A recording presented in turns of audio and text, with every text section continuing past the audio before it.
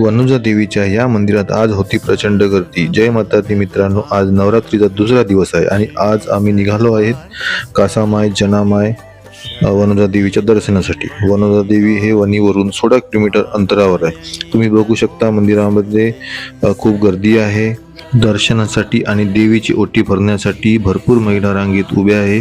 काही वेळाने आमची पण दर्शनाची वेळ आली। देवीच्या डोळ्यामध्ये एक वेगळी चमक होती। इथे दोन देवी कासामाय आणि जनामाय या दोघी बहिणीची मूर्ती आहे।